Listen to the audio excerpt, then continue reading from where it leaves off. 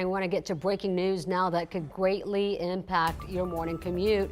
This is a live look at I-10 and De Zavala this morning. The highway, as you can see, is shut down right now because of a deadly accident. Jeremy Baker is near there with the latest on what's going on. Jeremy? Yeah, right now we are at the frontage road next to the southbound lanes of I-10, right by a Discount Tire, which is just south of UTSA Boulevard. And they're not letting cars onto the highway at the entrance by UTSA Boulevard off the southbound frontage lanes. And you can see all the police activity right behind me. They're also forcing cars off of the roadway approaching the De Zavala exit. And you can see the cars starting to back up now as we get closer to sunrise in the beginning of rush hour. Now, right now, the details are very limited, but a sergeant on the scene did confirm that a woman was hit on the highway, but when police arrived, there was no car, so that vehicle which struck the woman likely had fled the scene. They said right now the incident is under investigation, but as you can see, they are directing traffic off of I-10, and this will likely be shut down, or at least partially shut down.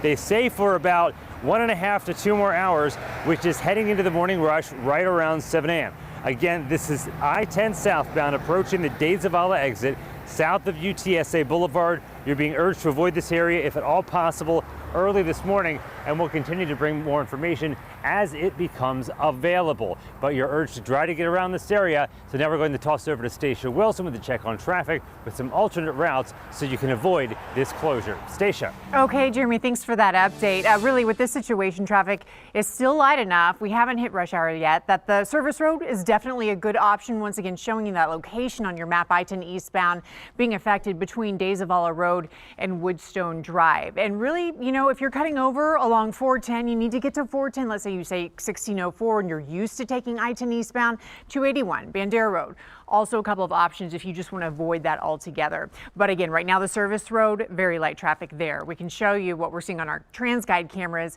Right now it's down to 1 lane, I-10 at De Zavala. As Jeremy mentioned, some of that traffic is being basically moved over off of the interstate to the service road. So you may not have a choice if you're going that way.